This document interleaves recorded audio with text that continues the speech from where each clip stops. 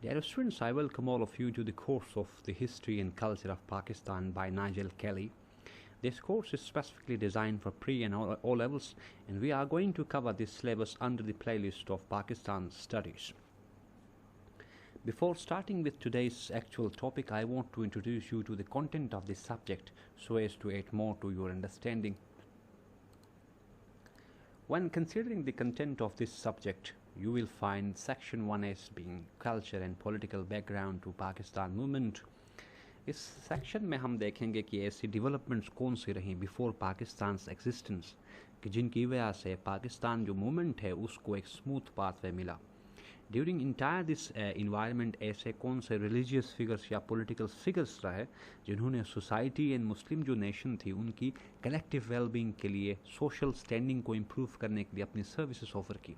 तो इस कनेक्शन में जो चैप्टर 1 है उसको आप लोग देख लें अगर, तो how successful were the religious thinkers in separating Islam in the subcontinent during 18th and 19th centuries. ये चैप्टर एक ऐसा चैप्टर है इस बुक में जिसमें हम different religious thinkers and scholars को डीपली स्टडी करेंगे कि उनकी लाइफ टाइम या उन जिस सोसाइटी का वो मेंबर थे, हिस्सा थे, तो उनकी टाइम्स में उनकी सोसाइटीज़ में ऐसे क्या लूप होल्स थे, ऐसे कौन से इश्यूज़ थे जिनको मिटिगेट करने के लिए उन्होंने अपनी क्रिटिकल सर्विस ऑफर की. तो उस कनेक्शन में जो पहले स्कॉलर हैं या फिगर हैं वो शाह वलीउल्लाह है.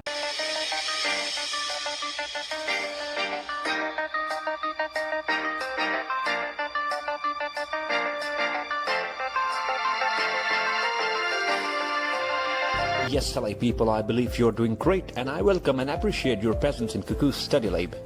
डेयर स्टूडेंट्स, इस टॉपिक को जो कि शाह वलीउल्लाह दहलवी हैं इसको सर्टन सेगमेंट्स में और इसको सर्टन हमने क्लासेस या कैटेगरीज में डिवाइड किया है, जिसमें सबसे पहला जो एरिया होगा इसमें introduction to the life of Shah Waliullah है. उसके बाद हम देखेंगे शाह वलीउल्लाह के लाइफ टाइम में जो सोसाइटी थी उसमें ऐसे कौन से इवल फोर्सेस थे या इवल टेंडेंसीज थी जिनके अगेंस्ट उन्होंने अपनी सर्विस ऑफर की. फिर हम देखेंगे उनकी कंट्रीब्यूशंस क्या रहीं. तो इस कनेक्शन में जो एरिया 1 है शाह वलीउल्लाह में, उसमें पहला जो है एरिया है वो introduction to the life of Shah Waliullah है. इसमें हम देखेंगे शाह वलीउल्लाह कब पैदा हुए, कहाँ पैदा हुए एंड सो फोर्थ. तो इंट्रोडक्शन की जो हेडिंग है उसमें आप पॉइंट फर्स्ट देख लें. तो Shah Waliullah was a great Muslim reformist of 18th century in India और सब कॉन्टिनेंट. आप ये चीज़ नोट करें, चूँकि पाकिस्तान और इंडिया के बनने से पहले जो हमारे पास जो टेरिटरी है जिसको combinedly Pakistan, India and Bangladesh को कंबाइन करके इसको ट्रीट किया जाता था एज ए सब कॉन्टिनेंट या इसको यूनाइटेड इंडिया के नाम से जाना जाता था. तो इस लेक्चर में हम जहाँ पर इंडिया यूज़ करेंगे या जहाँ पर सब कॉन्टिनेंट यूज़ करेंगे तो इससे मुराद ये है एक ऐसा टेरिटोरियल हमारे पास कंपार्टमेंट जो कि कंबाइन था, जो कि आज का जो इंडिया है, बांग्लादेश है, पाकिस्तान है, इन सब को कंबाइन करके उस टेरिटरी का नाम था सब कॉन्टिनेंट और United India. So in this lecture we will be using these two terms जो कि इंडिया एंड सब कॉन्टिनेंट हैं. We will use these two terms interchangeably, तो आपने कंफ्यूज नहीं होना. So, Shah Waliullah was a Muslim reformist in 18th century in India subcontinent. His real name is Qutubuddin Ahmad. Point third है, he was born in Delhi on 21st February 1703. His father name was Abdul Rahman. और point 5 जो है students इसमें mentioned है कि जो religious affiliations थी उनकी या जिस रिलीजियस लाइन के साथ उनका एसोसिएशन था उसको हम कहते हैं नक्शबंदी ऑर्डर. फिर नेक्स्ट है he memorize Holy Quran in his early age और for higher studies he visited Saudi Arabia. And जब वापस वहाँ से आया तो फिर उन्होंने टीचिंग करना शुरू किया उस मदरसे से जिसको उनके फादर ने बनाया था, बिल्डअप किया था. ठीक है. फिर नेक्स्ट पॉइंट है जो कि 8th बनता है. After his father's death Shah Waliullah took charge of the Madrasa and work for the revival of Muslim society. आगे हम देखेंगे कि मुस्लिम सोसाइटी में ऐसे कौन से इवल्स थे या ऐसे कौन से इश्यूज़ थे जिनको मिटिगेट करने के लिए, जिनको कर्टेल करने के लिए या जिनको एड्रेस करने के लिए शाह वलीउल्लाह ने अपनी सर्विसेज ऑफर की. फिर सेकंड लास्ट है of the many notable contributions translation of Holi Quran into Persian language was his landmark service. क्योंकि आप लोगों को पता है कि उस दौर में मुस्लिम सोसाइटी के मेंबर्स थे उन मेंबर्स को कमांड था पर्शियन लैंग्वेज पर, वो पर्शियन को बेहतर समझते थे as compare to Arabic language. तो इस वजह से शाह वलीउल्लाह ने ये काम किया कि जो कुरान है जो कि अरेबिक टेक्स्ट में है उसको ट्रांसलेट किया इनटू पर्शियन लैंग्वेज, ताकि जो मुसलमान उस दौर में थे वो प्रॉपरली कुरान का जो एक्चुअल मैसेज है या जो टीचिंग्स है उनको समझकर अपनी लाइफ को कुरान और सुन्नत के मुताबिक अपनी लाइफ को इम्प्लीमेंट और उसको स्पेंड कर सकें। फाइनली इसमें पॉइंट है ही ऑथर्ड मैनी बुक्स, जिनमें सर्टन ये हैं हुज्जतुल्लाह अल बलीगा, अनफास उल आरफीन एंड मकतूबात के नाम से इनकी इंटेलेक्चुअल लेबर है, जिनके थ्रू इन्होंने सोसाइटी की बेटरमेंट के लिए काम किया, सोसाइटी में रिफॉर्मेशन का जो प्रोसेस था उसको एक्सेलरेट किया थ्रू हिज सच इंटेलेक्चुअल लेबर। अब जो सेकंड इसमें सेक्शन है डियर स्टूडेंट्स वो है society and social practices during his life, यानी इस सेक्शन में हम ये देखेंगे कि ऐसे कौन से इशूज़ थे उनकी सोसाइटी में जिनके अगेंस्ट शाह वलीउल्लाह ने एक रिवोल्यूशन और एक रिफॉर्मेशन मूवमेंट शुरू की। ठीक है, तो इस कनेक्शन में मैंने सेल्फ एक्सप्लेनेटरी पॉइंट्स यहाँ पे मेंशन किए हैं ताकि आप लोगों को टाइम ज़्यादा ना लगे। पॉइंट ए आप देख लें तो रिलीजियस इग्नोरेंस उस दौर में एग्जिस्ट कर रही थी, यानी लोगों को इस्लामिक टीचिंग्स के बारे में, कुरानिक जो टीचिंग्स हैं या कुरानिक जो हमारे पास रिलीजियस टीचिंग्स हैं उनके बारे में लोगों को नहीं पता था, जिसकी वजह से उनकी जो लाइफ थी वो कुरान एंड हदीस या कुरान एंड सुन्नह के अकॉर्डिंग नहीं थी। एक इशू उनकी सोसाइटी में ये था। सेकंड जो पॉइंट है गैम्बलिंग, अल्कोहलिज्म एंड फ्रॉड जैसे प्रैक्टिसेस उस दौर में थे। पॉइंट थर्ड है corrupt leadership disrespecting religious teachings, चूँकि जो लीडर्स जो थे वो रिलीजियस टीचिंग से दूर थे, जिनकी वजह से उनकी एक्शंस और उनके जो डीड्स थे वो एंटी रिलीजन थे, या वो न चाहते हुए या चाहते हुए रिलीजियस जो टीचिंग्स थी उनको डिसरिस्पेक्ट कर रहे थे। फिर नेक्स्ट है मटीरियलिज्म है, individualism, wealth concentration and social evils, यानी उस दौर में लोग बड़े मटीरियलिस्टिक थे, वो इंडिविजुअल जो वेस्टेड इंटरेस्ट जिनको हम कहते हैं इंडिविजुअल इंटरेस्ट को प्रायोरिटाइज करते थे ओवर कलेक्टिव वेलफेयर, या उस दौर में जो लोगों के बीच में जो मुस्लिम्स थे उनके बीच में सोशल सॉलिडेरिटी नहीं थी, जिसकी वजह से वो सिर्फ अपने बारे में सोचते थे, कम्युनिटी या सोसाइटी के बारे में सोचते नहीं थे। क्योंकि वो मुस्लिम थे तो अगर मुस्लिम वो थे तो इस्लामिक जो टीचिंग्स हैं अबाउट सोसाइटी वो कम्युनिटी बिल्डिंग की है, या कुरान हमसे डिमांड करता है कि हम एक ऐसी सोसाइटी के लिए काम करें जो कि एक इस्लामिक सोसाइटी हो, जो कि एक बैलेंस सोसाइटी हो, जहाँ पर कुरानिक टीचिंग्स को इम्प्लीमेंट किया जा सके। तो उसको हम कहते हैं इस्लामिक सोसाइटी या वेलफेयर सोसाइटी। चूँकि उस दौर में जो लोग थे वो मटीरियलिस्टिक थे, इंडिविजुअलिज्म पर बेस या बिलीफ रखते थे या काम करते थे, और उनमें जो सॉलिडेरिटी थी कम्युनिटी बिल्डिंग के लिए वो नहीं थी, जिसकी वजह से जो सोसाइटी थी वो अंडर डिक्लाइन थी। फिर आगे अगर देख लें कुछ और पॉइंट्स यहाँ पे, मॉरल डिक्लाइन है, ऑब्वियसली सेंस ऑफ सॉलिडेरिटी नहीं होगी, कम्युनिटी बिल्डिंग के लिए काम नहीं होगा, मटीरियलिज्म होगी, सेल्फ इंटरेस्टेड लोग होंगे, तो उस केस में सोशल या मॉरल डिक्लाइन ऑब्वियस हो जाता है। डिसऑनेस्टी थी, एब्सेंस ऑफ सेल्फ रिलायंस था। सेकेंड लास्ट इसमें पॉइंट है ineffective religious institutions and absence of religious scholars. उनके दौर में रिलीजियस इंस्टीट्यूशंस फंक्शनल या अफेक्टिव नहीं थे, जो कि लोगों की वेलबींग के लिए सोसाइटी में रिलीजियस टीचिंग्स को प्रीच एंड प्रमोट करने के लिए अवेलेबल होते, और उनकी सोसाइटी में रिलीजियस स्कॉलर्स की कमी थी, जिसकी वजह से मुसलमान जो थे वो सिर्फ नाम के मुसलमान थे, उनकी प्रैक्टिसेस वो मुसलमान जैसी नहीं थी। फाइनली इसमें है wild innovations and Hinduization of Islam, क्योंकि लोगों को इस्लामिक टीचिंग्स के बारे में नहीं पता था, कुरान के बारे में उनको कुरान का जो मैसेज था उसके बारे में लोगों को नहीं पता था, given part two absence of understanding on Arabic language. तो लोग जो है ना वो ऐसे प्रैक्टिसेस या ऐसे बिलीव्स को एक्सरसाइज कर रहे थे जो कि इस्लामिक नहीं थे।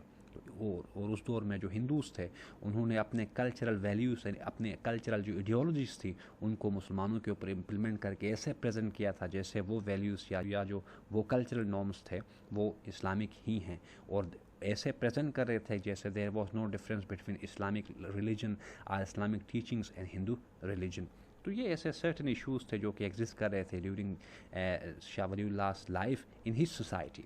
अब जो थर्ड सेक्शन है जो कि फाइनल सेक्शन है इस लेक्चर का, उसमें हम देखेंगे कि इन सारे इश्यूज़ को, ये जो इश्यूज़ उस सोसाइटी में एग्जिस्ट कर रहे थे, इन इश्यूज़ को एड्रेस करने के लिए शाह वलीउल्लाह ने कौन सी कंट्रीब्यूशंस और कौन से एफर्ट्स या सर्विसेज ऑफर किए।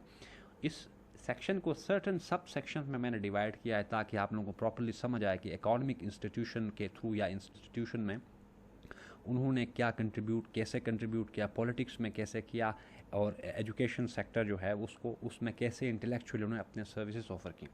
तो इकोनॉमिक एफर्ट्स को देख लेते हैं। पॉइंट ए इसमें देख लें, he ask for equal distribution of wealth and discouraged wealth concentration या एक्यूमुलेशन।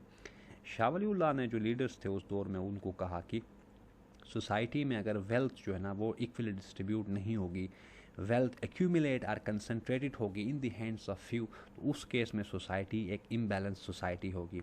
उस केस में वो जो सोसाइटी होगी वो एक इस्लामिक सोसाइटी नहीं होगी। जब सोसाइटी इस्लामिक नहीं होगी तो वहाँ पे एक्सप्लॉयटेशन, मार्जिनलाइजेशन, एक पोलराइजेशन विद इन सोसाइटी जैसे कंसेप्शंस वहाँ राइज करेंगे, जिसकी वजह से वो ओवरऑल जो सोसाइटी है वो financially, morally, religiously, culturally decline करेगी। तो इस वजह से इन्होंने ये सजेशन ऑफर की कि सोसाइटी में जो वेल्थ डिस्ट्रीब्यूशन है उसको, या सोसाइटी में जो वेल्थ एंड रिसोर्सेस हैं उनको रीडिस्ट्रीब्यूट किया जाना चाहिए, ताकि पॉवर्टी की वजह से जो सोशल इवल्स जनरेट होते हैं लाइक क्राइम वगैरह, वो उनको ख़त्म किया जा सके।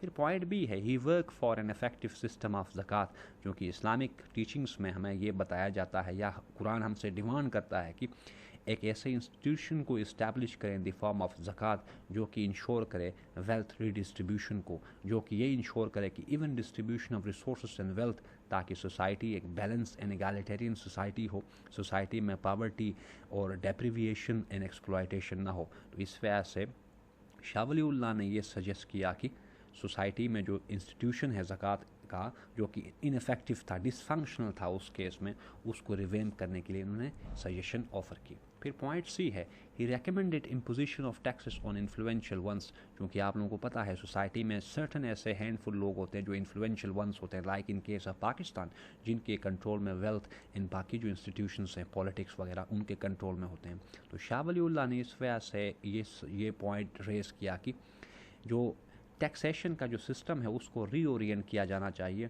और इन्फ्लुएंशियल एंड एफ्लुएंट वंस पर टैक्सेस लिवाई या इम्प्लीमेंट या टैक्सेस लगाने चाहिए, ताकि एक तो वेल्थ रीडिस्ट्रीब्यूट हो और सोसाइटी में फिर जो क्लासेस या क्लास सिस्टम था वो ख़त्म हो। फिर finally he ask for modesty, simplicity and cooperation, जैसे कुरानिक वर्सेस भी हमें यही सिखाती हैं कि सोसाइटी में या अपनी लाइफ को हमने मॉडेस्टी, सिंप्लिसिटी एंड कोऑपरेशन के थ्रू हमने अपनी लाइफ को स्पेंड करनी है। तो ये इकोनॉमिक सेक्टर या इकोनॉमिक रेल्म में उनकी जो एफर्ट्स थी वो ये थी। फिर आगे है political efforts. He sent letters to Najib ud Daula, Rahman Khan, उसके Shuja ud Daula for military assistance against Marathas, क्योंकि आप लोगों को पता है उस दौर में मुसलमानों के जो राइवल्स थे वो मरहटास थे, तो उनको टैकल करने के लिए he sent letters to these personalities are these figures. Point B है, he persuaded Ahmad Shah Abdali and Najib-ud-Dawla to take up arms against the tyranny of Marathas. Marathas Muslims के against actively जो है ना वो काम कर रहे थे, या they were playing odds against Muslims. So इन्होंने इन personalities like अहमद शाह अब्दाली और नजीब-उद-दौला की assistance जो है ना वो उसके लिए रिक्वेस्ट किया। फिर आगे है point C, in the third battle of Panipat जो कि अकर हुई थी 1761 में, मरहटास सफर्ड क्रशिंग डिफीट। इन्हीं की सर्विसेज की वजह से, इनकी स्ट्रेटजी की वजह से जो थर्ड बैटल थी पानीपत की उसमें मराठास को शिकस्त हुई in the hands of Muslims. Finally he promoted principle of across the board accountability and justice. आप लोगों को चूँकि पता है एक सोसाइटी तब तक इस्लामिक सोसाइटी नहीं हो सकती जब तक उसमें transparency, meritocracy, justice, equality and accountability के फैक्टर्स जब तक उस सोसाइटी में ना हो तब तक एक सोसाइटी इस्लामिक सोसाइटी नहीं बन सकती। इस वजह से ही recommended for such principles are recommended for consolidation and promotion of such principles as accountability, transparency, meritocracy and justice. फिर नेक्स्ट है रिलीजियस एफर्ट्स क्या हैं। जैसे ऊपर हमने इंट्रोडक्टरी में देखा कि he translated Arabic text from Quran from Arabic text to Persian language. तो इस कनेक्शन में यहाँ पे लिखा है पॉइंट ए में, he translated holy Quran from Arabic to Persian language, ताकि लोग सही से प्रॉपर्ली समझ सकें, क्योंकि उस दौर में जो मुस्लिम्स थे उनको कमांड था over Persian language. Point B है, he rallied support for the revival of an effective system of ज़कात so as to ensure even distribution of wealth and resources. क्योंकि आप लोगों को पता है सोसाइटी में जो पॉवर्टी है या unequal distribution of resources and wealth की वजह से सोसाइटी जो है ना वो प्रॉपर्ली फंक्शन नहीं करती। सोसाइटी में एक सेंस ऑफ एलिविएशन या सेंस ऑफ डेप्रिवेशन राइज करता है in case wealth and resources equally and एक even manner में distribute ना हो between individuals of given society or among society's members। तो इन्होंने कहा कि अगर सोसाइटी को फुली फंक्शनल करना है, सोसाइटी में अगर अपवर्ड मोबिलिटी को इंश्योर करना है, तो उस केस में ज़कात का जो इंस्टीट्यूशन है उसको रिवैम्प एंड इफेक्टिव बनाया जाए, ताकि वहाँ पर equality and social justice prevail कर सके। फिर नेक्स्ट पॉइंट सी है universalism of Islam. He recommended इज्तिहाद as a means towards resolving social issues, क्योंकि हमने ऊपर देखा कि मुसलमान जो है ना उस दौर में वाइल्ड इनोवेशंस में मसरूफ़ थे, बिज़ी थे, और रिलीजन में ऐसे एलिमेंट्स और ऐसे कंसेप्शंस को ऐड करे थे जो कि एंटी इस्लाम या जो कि इस्लामिक जो टीचिंग्स है उनसे उनके साथ कोई कनेक्शन नहीं था। सो एग्जिस्टिंग जो उस दौर में इशूज़ थे उनको एड्रेस करने के लिए ही रिकमेंडेड इज्तिहाद। इज्तिहाद एक ऐसा हमारे पास मैकेनिज़्म है इस्लामिक टीचिंग्स या इस्लामिक शरिया लॉ में जिसको यूटिलाइज़ किया जाता है to address or to find solution for new issues. तो उन्होंने इज्तिहाद को रेकमेंड किया। Finally educated people on concepts of halal and haram, चूँकि उस दौर में रिलीजियस टीचिंग्स में इतनी ज़्यादा मैनिपुलेशन हो गई थी कि लोग जो है ना वो हराम एंड हलाल में डिफ्रेंशिएट करना भूल गए थे। तो उन्होंने लोगों को री एजुकेट किया, उनको बताया कि कौन सी चीज़ें, कौन से एक्टिविटीज़ एंड कौन से एक्शंस हलाल हैं एंड कौन सी चीज़ें हराम हैं।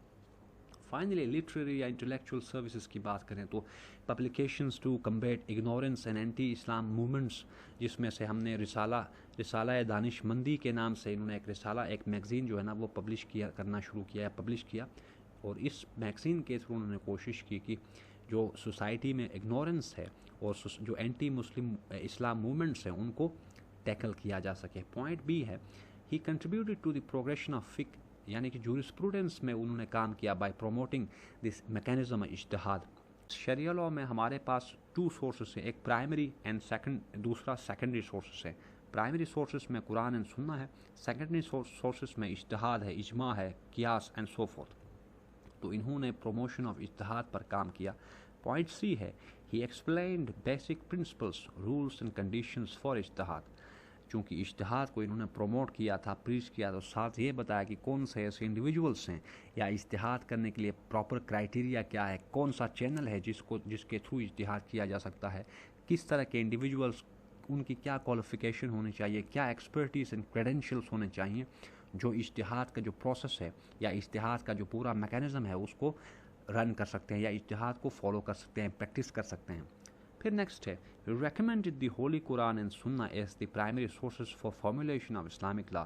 ये तो ऑब्वियस है कि इस्लामिक जो जूरिस्प्रूडेंस है या जो लॉ है उसमें 2 हमारे पास ऐसे सोर्स है जिनसे हम गाइडलाइन लेते हैं इन केस जब हमें कोई इशू हम कन्फ्रंट करें तो उस केस में 2 सोर्सेस हमारे पास है, जिनमें एक प्राइमरी सोर्स है एंड सेकंड जो है वो सेकेंडरी सोर्स है। प्राइमरी सोर्स में जैसे आप लोगों को बताया कुरान एंड सुन्ना है एंड सेकेंडरी सोर्स में इज्तिहाद, इजमा एंड कियास है।